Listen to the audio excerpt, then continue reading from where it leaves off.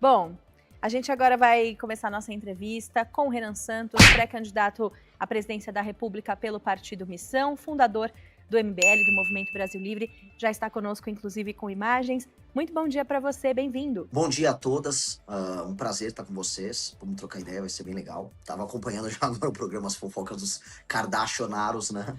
Vamos que vamos.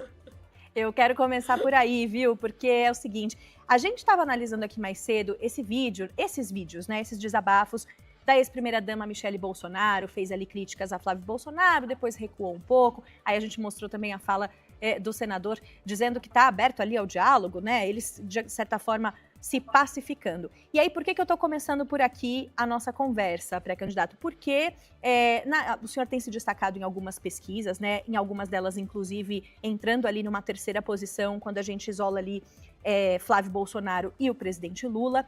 Agora, a Michele Bolsonaro, a gente até falou mais cedo aqui de alguns elementos que estavam presentes naquele vídeo, fazendo possíveis acenos a partir de algumas simbologias ali, né, do vídeo, para o eleitorado evangélico, né, para aquele eleitorado com o qual ela conversa melhor, inclusive para as mulheres.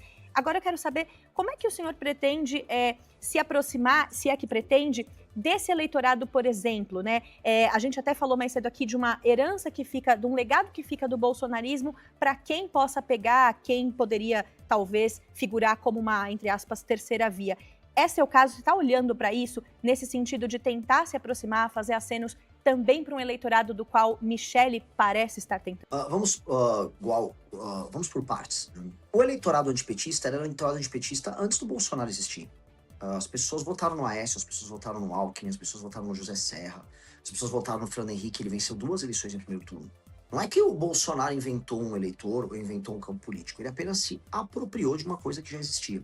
E por uma parte desse eleitor, especialmente os mais velhos, houve uma paixão. Essas pessoas são apaixonadas pelos Bolsonaro. Tanto que, como a nossa colega aqui disse muito bem, vivem as fofocas. Ai, o Bolsonaro acordou com dor de barriga. Ai, a Michele chorou. Ai, não sei o que, ele comeu farofa e derrubou na roupa. As pessoas acompanham aquilo como se fosse uma novela nas redes sociais. É engraçado, é divertido e ajuda a fazer a manutenção, vamos dizer, da atenção do eleitor, só que é um fim em si mesmo. É igual assistir um reality show. Qual a utilidade do reality show? Te entreter. O tempo passa, mas nada acontece. E na política, o tempo não precisa passar, mas com certeza as coisas precisam acontecer. E o Flávio e a família Bolsonaro em nada fazem coisas acontecer porque eles são políticos muito inábeis.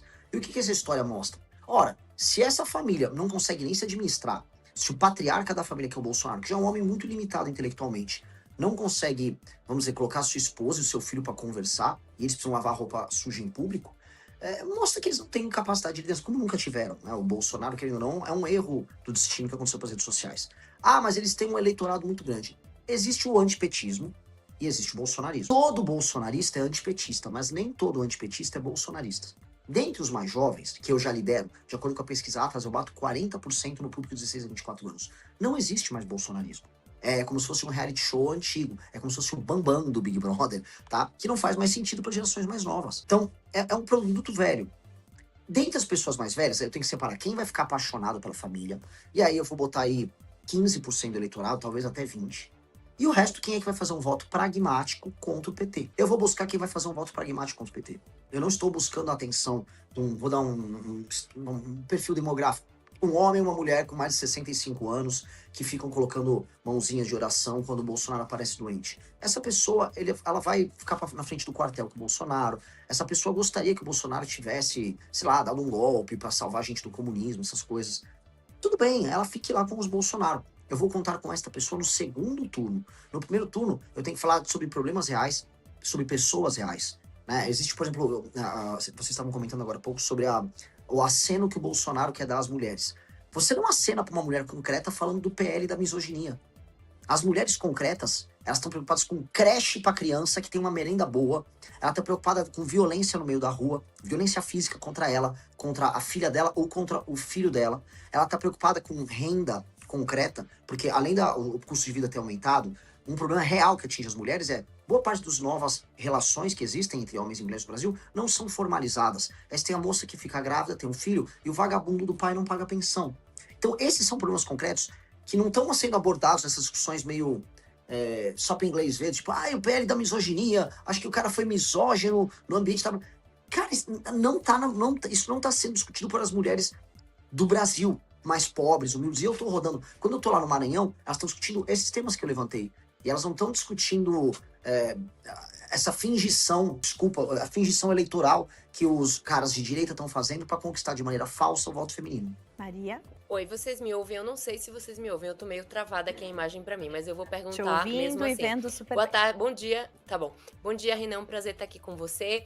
A minha pergunta tem a ver também com isso, né? Eu entendo que você tem um posicionamento mais pragmático. Agora, ouvindo a sua fala, entendo que é um posicionamento mais pragmático. Como é que você acha que você consegue ter uma capilaridade, né? Sei também, como você também disse, os jovens, né? Como vocês são populares com os jovens. Mas com esse posicionamento mais pragmático, como é que você consegue ter uma adesão num país altamente polarizado, onde a emoção tem regido muito o voto aqui do brasileiro? Então, como é que você vai adentrar, furar bolhas, né? Furar essas bolhas com esse discurso mais pragmático? E se você se insere ali, por exemplo, no campo da direita, como é que você se insere também nisso? Porque eu frequento muito o campo da direita e ainda vejo que as pessoas torcem muito o nariz lá pro próprio Partido Missão. Então, como é que você enxerga tudo isso? Uma pessoa no campo da direita que é bolsonarista, eu não estou atrás do voto dela. Simplesmente, essa pessoa com esse perfil que ela vai até o fim com os Bolsonaro, ela não precisa votar em mim. Ela vai votar em mim no segundo turno. No primeiro turno, existem milhões de outros brasileiros. A questão, para mim, eu não acredito no termo polarização. Esse foi um termo que a imprensa cunhou para falar que existem dois extremos. Eu não acho que o Lula nem o Flávio Bolsonaro são extremistas. Acho que eles são de centro.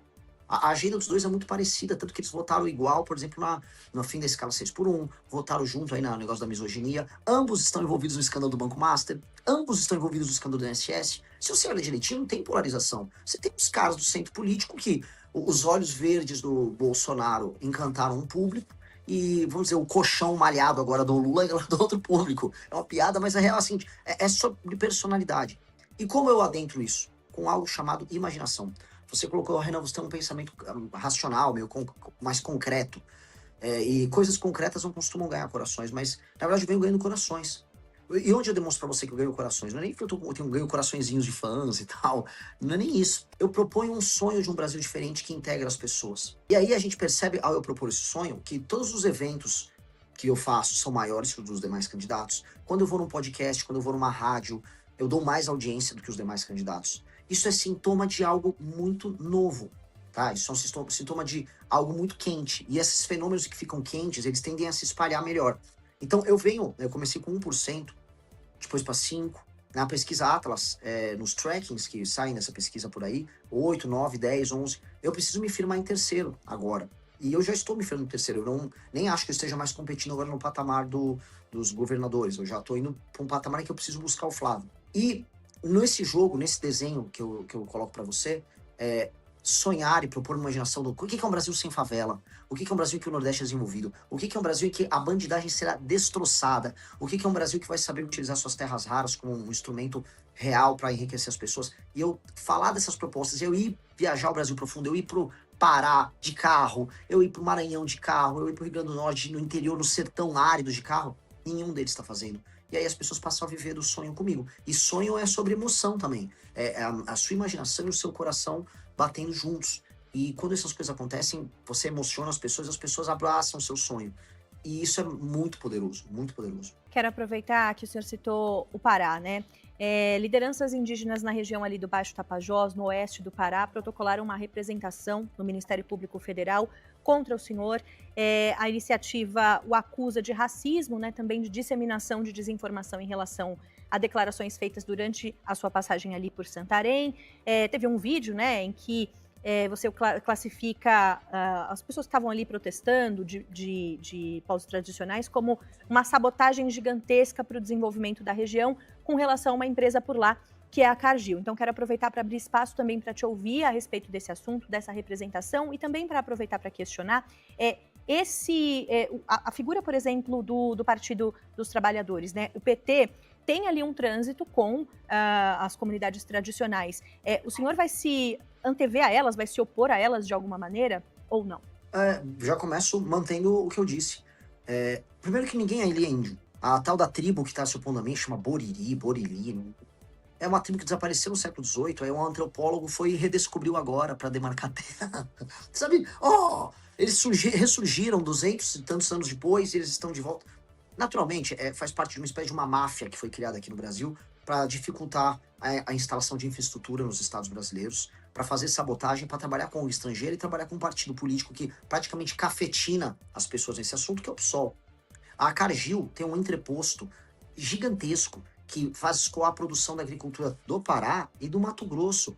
É uma coisa fundamental para que o Brasil tenha emprego. Santarém pode ser uma cidade bem mais rica. Pô, eu tô falando de um lugar, sabe, amazônico, um lugar que é difícil trabalhar, as coisas, é um lugar distante, energia é cara. E eles montaram todo esse entreposto.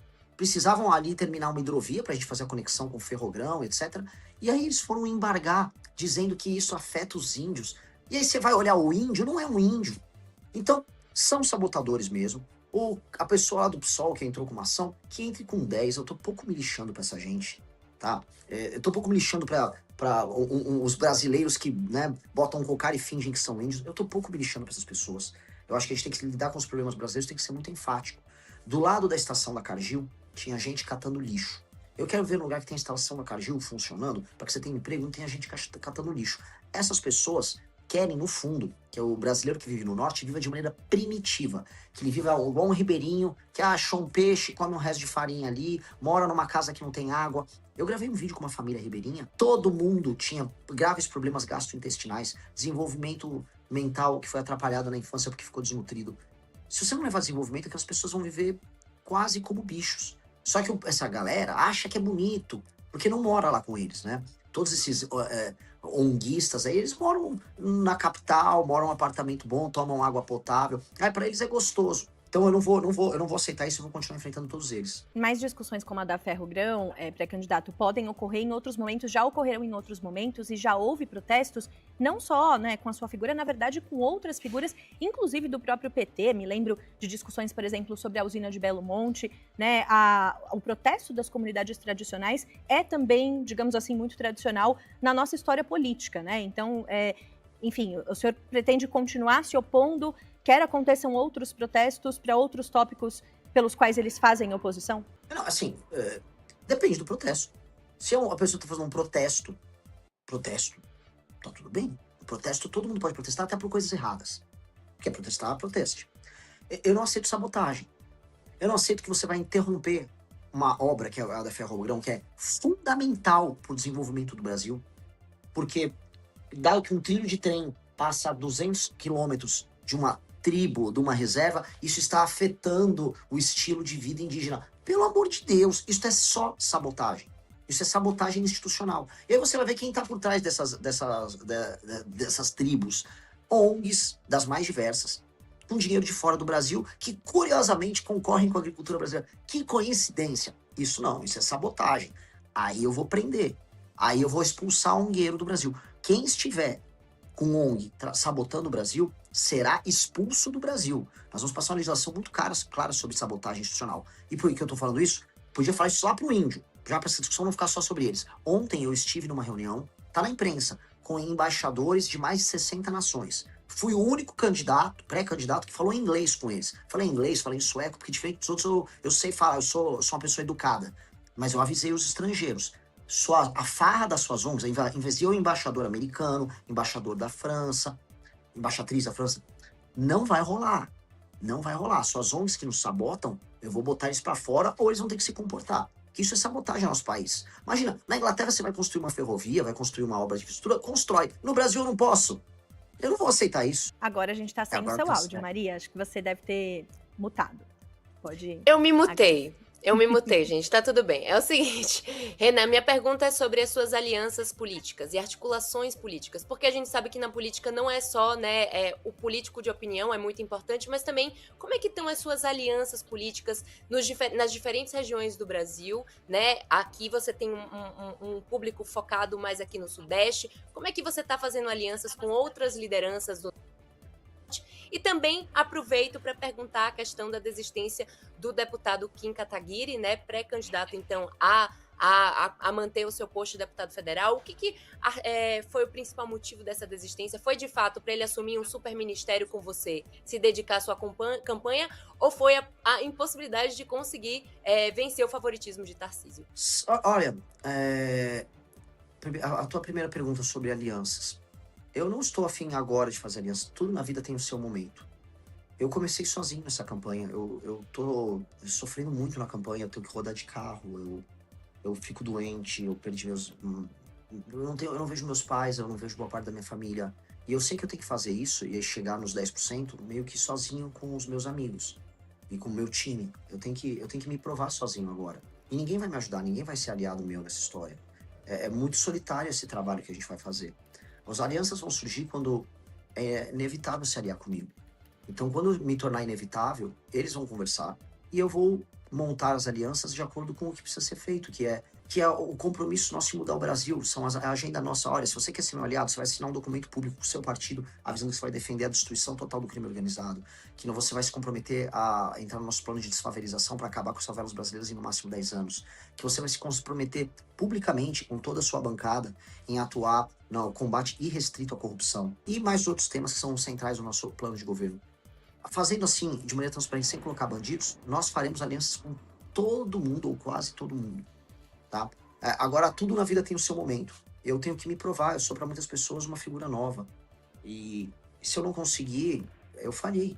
Então eu tenho, é uma pressão grande porque eu não posso falhar. Eu tenho que chegar lá e eu vou chegar sozinho. O senhor mencionou em entrevista ao podcast Inteligência Limitada que no momento que falaram ali a respeito do Nordeste, né, dessa região, o senhor chegou a dizer que o Flávio Bolsonaro copia seu slogan Nordeste é a solução, né? E que outras figuras também o copiam. Quero saber quem te copia e no caso de Flávio Bolsonaro e também mais aprofundado a respeito desse slogan, de que o senhor tem se aproximado do Nordeste nessas expedições, nessas andanças por aí, como é que tem se dado também essa aproximação? O único político que rodou mais o Nordeste do que eu foi o Lula. É isso que eu posso dizer. E não agora na campanha, na história dele. O Lula já rodou de ônibus no Brasil, ele fez a Caravana da Cidadania em 1995.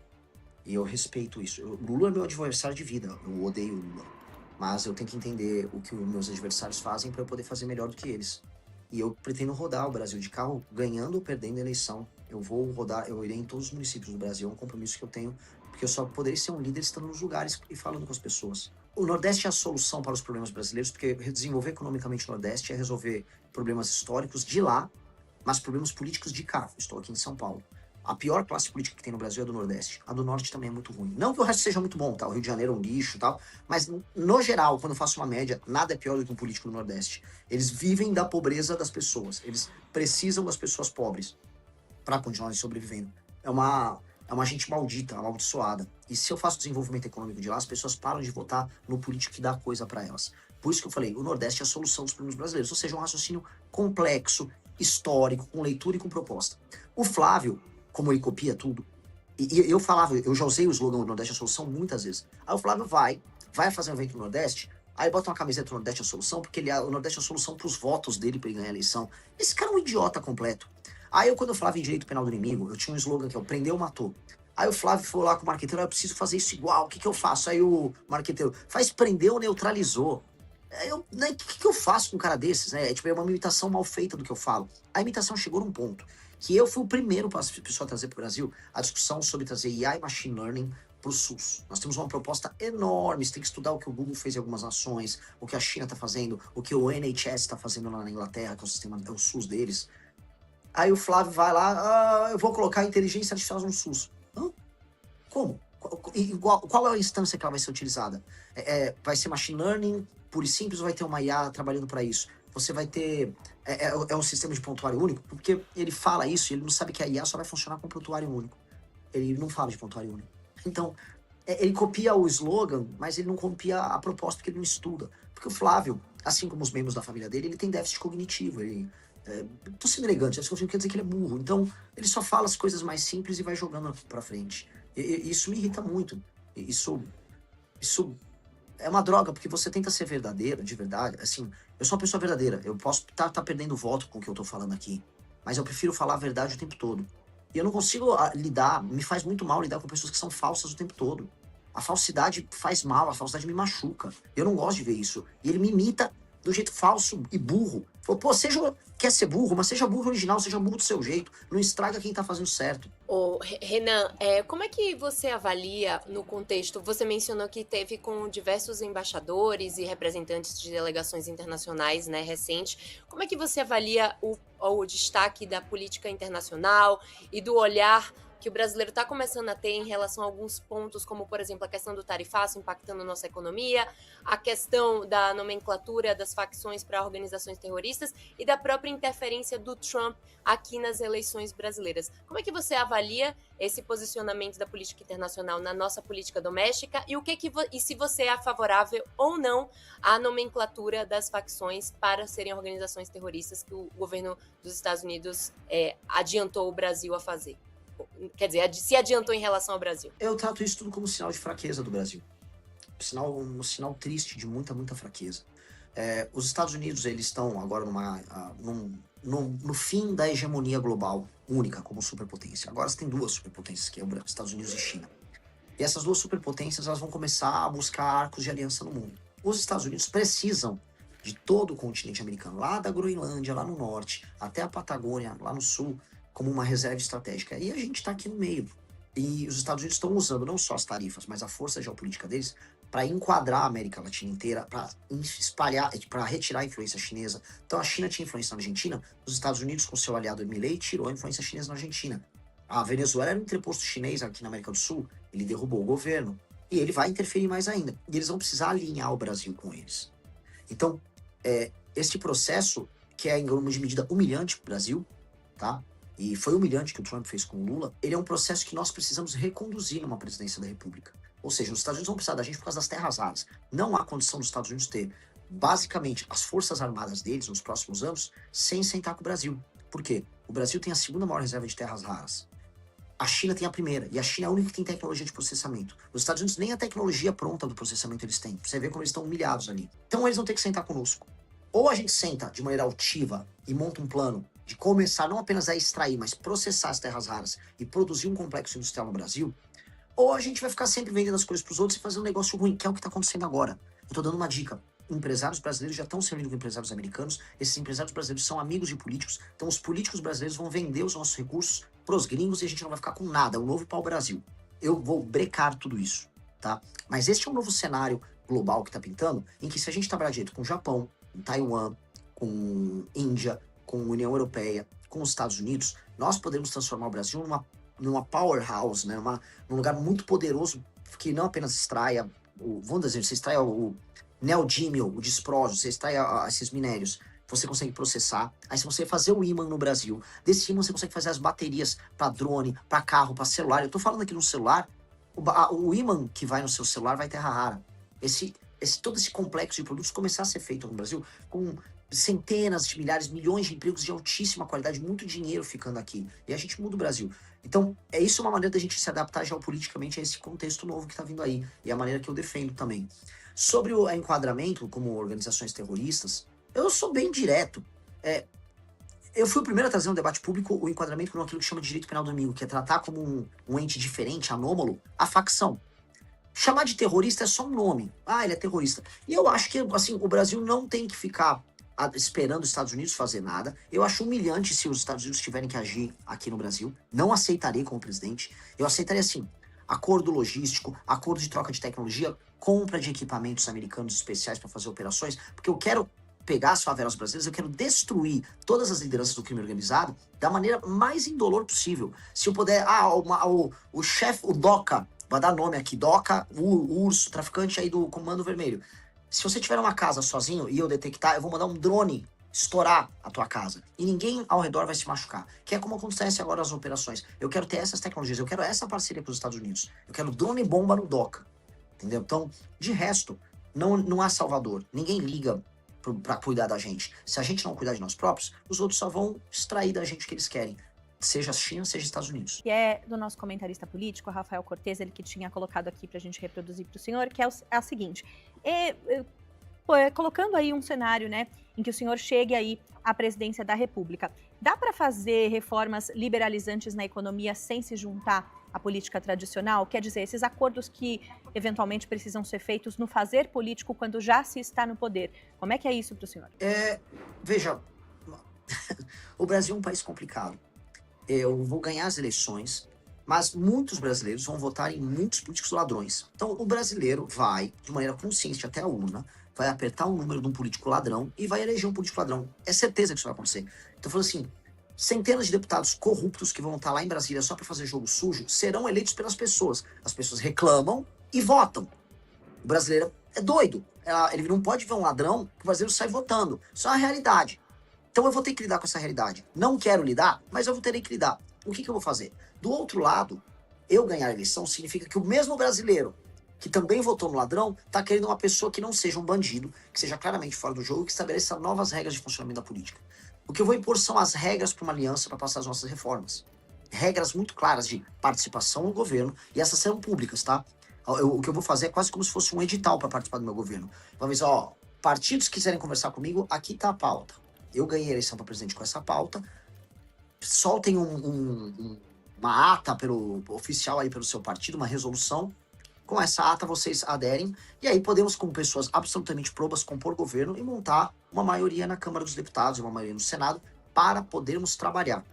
Este vai ser o critério. E eu vou conversar com todos. No início, eu vou precisar passar uma PEC fiscal, muito bem levantada pelo comentarista, que é uma PEC fiscal que é agressiva, e que vai resolver a questão brasileira das contas públicas que estão estourando, que vai permitir que depois eu baixe imposto, que o juro fique mais baixo, que invistam no Brasil, que o emprego aumente. Eu preciso fazer isso já. E eu vou precisar fazer isso com critério. Agora, você não vai me ver aqui num governo que compra as pessoas, que vai entregar a estatal para vagabundo de partido vagabundo, ficar ganhando dinheiro. Não tem o famoso, olha, pega o ministério com porteira fechada. Não existe essas discussões de porteira fechada. O Brasil, por exemplo, se você entrega um ministério com porteira fechada, significa que aquele partido vai roubar de porteira fechada. Isso acontece no governo do PT, aconteceu no governo do Bolsonaro. Nós temos que disciplinar isso, não pode funcionar dessa maneira. E os partidos sabem que terá que ser assim, porque se eu ganhei a eleição, significa que o eleitor já está com essa mentalidade. Então eles vão ter que se adaptar. Se não se adaptarem, eu não vou ceder para eles. Eu não vou ceder para eles. Eu não vou entrar em guerra com os deputados, mas eu também não vou ceder para eles. Para finalizar, pré-candidato, quero saber o seguinte, pintei aqui um cenário em que o senhor se elege presidente, e agora o contrário, né? Em não se elegendo, tendo ali o cenário de segundo turno, o presidente Lula e o senador Flávio Bolsonaro. Para quem o senhor acaba fazendo campanha ou vai se isentar desse debate? Eu vou pro segundo turno. Eu nunca vou trabalhar com hipótese. Não se vai pra guerra imaginando que você vai perder. Imagina a seleção brasileira agora. Não, tô imaginando em torcer pra França agora no final. Não pode. Mas exercícios de suposições existem nesses momentos, porque também faz parte do fazer político, né, pré-candidato? Lógico. E aí quem faz são os jornalistas que trabalham com cenários. Eu sou um líder, eu não sou um jornalista. Então eu não posso não me comportar como líder aqui diante de vocês.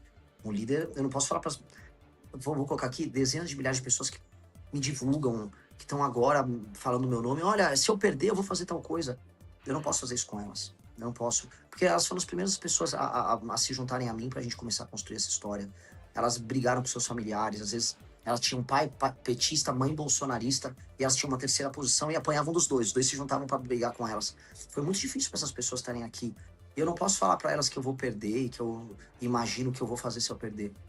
Se eu perder, a única coisa que eu digo é que eu vou provavelmente chorar.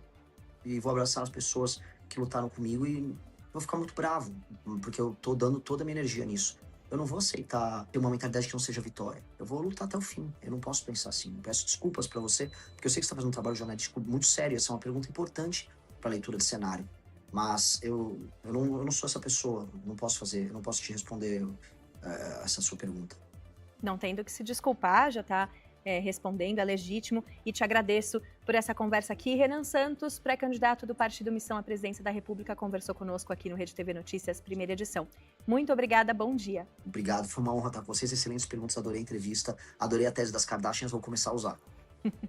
Olha, eu quero direitos copyrights, viu? Ela quer royalties. Eu citarei você. Royalties, tá bom? Tchau. Muito bem. Tchau. Maria, é isso, né, pra gente